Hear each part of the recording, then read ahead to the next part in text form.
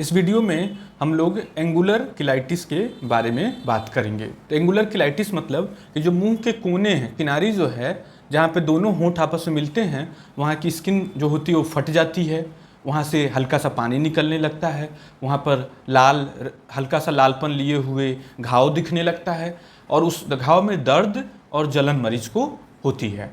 तो कभी कभी ये परेशानी ज़्यादा ही दर्द वाला और ज़्यादा ही तकलीफ देह हो जाता है। तो ये जो प्रॉब्लम है ये सामान्यतः काफ़ी कॉमन प्रॉब्लम है, मतलब कि ये उतना अनकॉमन प्रॉब्लम नहीं है। काफ़ी लोगों में ये परेशानी आसानी से देखने को मिल जाती है और इस परेशानी के पीछे कोई एक कारण नहीं है, इसकी पूरी लिस्ट है। तो वो कारण को जानना, पता करना, फिर उसके हिसाब से इलाज करना इसमें ज़रूरी होता है। तो इसके जो प्रमुख कारण हैं उसके बारे में हम लोग डिस्कस करेंगे। बाकी जो कारण है उसके बारे में एक दूसरे सेपरेट वीडियो में हम लोग डिटेल में डिस्कस करेंगे। तो जो इसका पहला सबसे महत्वपूर्ण कारण होता है वो वृद्ध लोगों में, ये काफ़ी लोगों में देखने को मिलता है, विशेष करके जो लोग दांत लगाते हैं, जो डेंचर जिसको बोला जाता है। तो यदि डेंचर जो होता है वो घिस गया हो, वो गड़बड़ हो गया हो, सही से फिट ना बैठा हो, पुराना हो गया हो, उसका अरेंजमेंट सही नहीं हो, तो उसकी वजह से ये प्रॉब्लम काफ़ी लोगों में देखने को मिलती है। इसी तरह से वृद्ध लोगों में दांत की बीमारी की वजह से दांत खत्म हो जाते हैं, दांत रह नहीं जाते हैं। तो उसकी वजह से क्या होता है कि जो वर्टिकल डायमेंशन होता है चेहरे का वो कम हो जाता है और जो स्किन होती है वो सिकुड़ जाती है, वो बहुत पास हो जाती है, सिकुड़ जाती है। तो इस वजह से जो कोने होते हैं वहाँ पर इन्फेक्शन लगने का डर बढ़ जाता है, फंगस का, बैक्टीरियल इन्फेक्शन होने का डर बढ़ जाता है। तो ये एक महत्वपूर्ण कारण होता है बूढ़े लोगों में। और इसी तरह से दूसरे लोगों में न्यूट्रिशनल डिफिशियंसी एक महत्वपूर्ण कारण होता है। न्यूट्रिशनल डिफिशियंसी में विटामिन बी, जो कॉम्प्लेक्स ग्रुप की जो विटामिन है वो विशेष रूप से, जैसे राइबोफ्लेविन, फोलिक एसिड, पायरिडॉक्सिन, इसी तरह जिंक, आयरन, इनकी डिफिशियंसी से, विटामिन B12 की डिफिशियंसी से ये प्रॉब्लम देखने को मिलती है। नेक्स्ट जो प्रमुख कारण होता है उसमें जो सिस्टमिक डिजीजेज होते हैं और जो स्किन की प्रॉपर डिजीजेज हैं, स्किन की डिफ्यूज जो डिजीजेज हैं वो आते हैं, जैसे कि एटोपिक डर्मेटाइटिस, सेबरिक डर्मेटाइटिस। तो ये प्रॉब्लम भी इसको यहाँ पे कराते हैं एंगुलर किलाइटिस। इसी तरह से क्रोन्स डिजीज नाम का एक सिस्टमिक डिजीज है, पेट का एक बीमारी होता है, उसमें भी एंगुलर किलाइटिस हो जाता है। इसी तरह से कॉन्टैक्ट डर्मेटाइटिस, जो होंठ के पास लगाने वाली चीज़ें हैं, होंठ पर, होंठ के आसपास, इसी तरह से टूथपेस्ट की एलर्जी, वो भी एंगुलर किलाइटिस करा देती है। इन्फेक्शन एक बहुत ही महत्वपूर्ण काज होता है। तो इन्फेक्शन कौन सा इन्फेक्शन है? तो एक कैंडिडा नाम का फंगस होता है, उसकी वजह से इन्फेक्शन होता है। इसी तरह से स्टेफाइलोकोकस नाम की एक बैक्टीरिया होती है, स्ट्रेप्टोकोकस नाम की बैक्टीरिया होती है, उससे भी इन्फेक्शन हो जाता है। और कई बार मिक्स इन्फेक्शन होता है, फंगस भी है, बैक्टीरिया भी है। और इस इन्फेक्शन के पीछे के तमाम कारण हैं, जिन जिन कंडीशन से इम्यूनिटी कम हो सकती है शरीर की, वो इस इन्फेक्शन का रिस्क हो जाते हैं।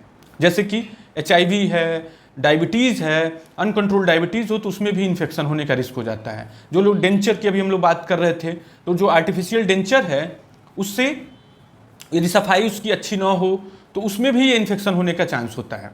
हाइजीन अच्छा ना हो तो उसमें भी इन्फेक्शन लगने के चांसेस ज़्यादा होते हैं। इसी तरह से किसी भी कारण से लार यदि ज़्यादा इस एंगल पे आए या लार कम बने तो भी ये दिक्कत हो जाती है। जैसे कुछ लोगों का ड्रूलिंग का शिकायत होता है, लार के सोते समय निकलने का बार बार दिक्कत होती है, तो उनमें भी प्रॉब्लम हो जाती है। इसी तरह एक प्रॉब्लम होती है जॉगरन सिंड्रोम, तो उस परेशानी में लार कम बनता है।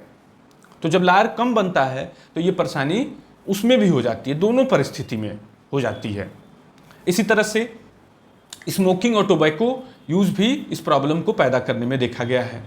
एक बीमारी होती है ओरोफेशियल ग्रेनुलोमेटोसिस, तो इस बीमारी में भी एंगुलर किलाइटिस होने के चांसेस होते हैं। इसमें होंठ सूज जाता है, व्यक्ति का होंठ जो होता है थोड़ा गुब्बारे जैसा सूज जाएगा और होंठ के किनारे जो होते हैं वो कट जाते हैं।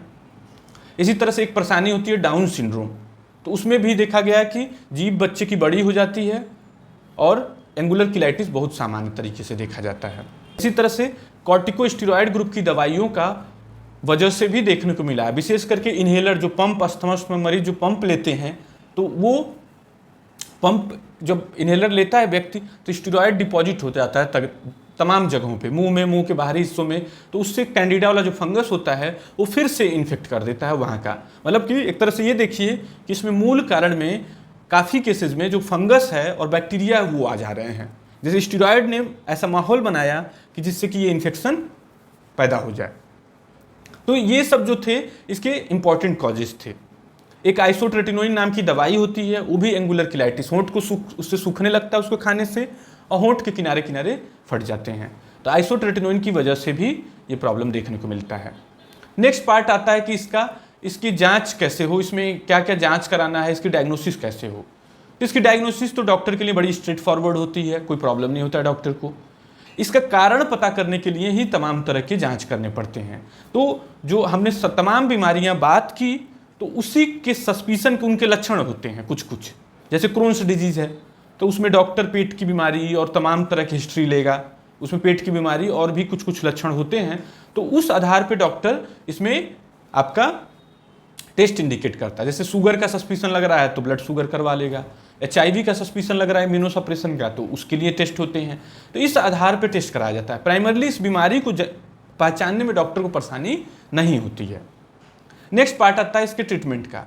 तो इसका ट्रीटमेंट जो होता है वो भी फिर से वही कारण पर ही आधारित होता है, मतलब जो कारण होगा उसी के आधार पर ट्रीटमेंट करना होगा। जैसे कोई हमारे पास वृद्ध यदि व्यक्ति है तो उसमें सबसे पहले दांत का एग्जामिनेशन करना होता है, उनके डेंचर मतलब जो आर्टिफिशियल दांत हैं वो ठीक से हैं कि नहीं है, उनके दांत घिस तो नहीं रहे हैं, लार तो ज़्यादा नहीं निकल रहा है, लार कम तो नहीं हो रहा है, ये सब पहले पता करना होता है, फिर उस हिसाब से ट्रीटमेंट डिसाइड होता है। इसी तरह से यदि न्यूट्रिशनल डिफिशियंसी है तो उसमें व्यक्ति को तमाम तरह के न्यूट्रिशनल सप्लीमेंट लेना पड़ता है, जैसे कि B कॉम्प्लेक्स विटामिन सप्लीमेंट या फिर आयरन, जिंक।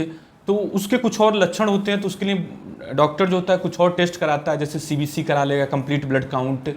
तो उससे पता चल जाता है कि न्यूट्रिशनल डिफिशियंसी है, फिर उसके लिए सिंपल सप्लीमेंट्स दे देता है।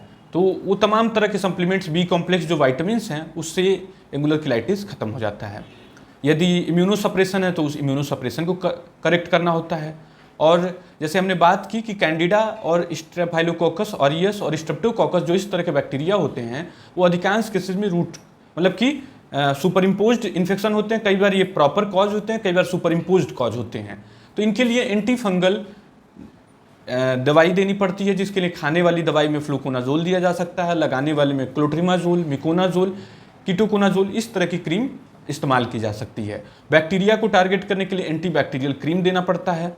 कभी कभी इन्फ्लेमेशन ज़्यादा हो तो उस कंडीशन में माइल्ड टॉपिकल स्टेरॉयड भी डॉक्टर दे देता है। ओरल हाइजीन अच्छे से मेंटेन करना होता है, जिसके लिए कुछ एंटीबायोटिक सॉल्यूशंस आते हैं, गार्गल्स आते हैं, जैसे कि पोविडोन आयोडीन गार्गल होता है, उससे मुंह की सफाई रखनी होती है, डेंचर को क्लीन रखना होता है। तो इस तरह से इस प्रॉब्लम के ट्रीटमेंट में एज सिंपल रूल के तौर पे बात किया जाए तो anti fungal, anti bacterial, mild steroid सभी पेशेंट्स में यूज किया जा सकता है। B कॉम्प्लेक्स जो विटामिन है वो भी ऑलमोस्ट सभी केस में दिया जा सकता है, लेकिन बाकी केसेस में जो रूट कॉज है उसे टारगेट करना होगा, फिर ये प्रॉब्लम सॉर्ट आउट होगी। मतलब जो इसका रूट कॉज है, जैसे कि क्रॉन्स डिजीज रूट कॉज है तो क्रॉन्स डिजीज का ट्रीटमेंट दिया जाएगा, फिर वो ठीक होगा। डायबिटीज़ कॉज है तो डायबिटीज़ में इम्यूनोसप्रेशन को ठीक किया जाएगा, शुगर को कम किया जाएगा। HIV कॉज है तो HIV के इस तरह से इस प्रॉब्लम का ट्रीटमेंट किया जाता है। मतलब एक तरह से ये कह सकते हैं कि ये एक मॉर्फोलॉजी है, मतलब कि ये एक लक्षण है, लेकिन पीछे अधिकांश केसेस में बीमारी कुछ और है, कुछ और प्रॉब्लम है, तो उसके आधार पर फिर ट्रीटमेंट निर्धारित किया जाता है। Thank you.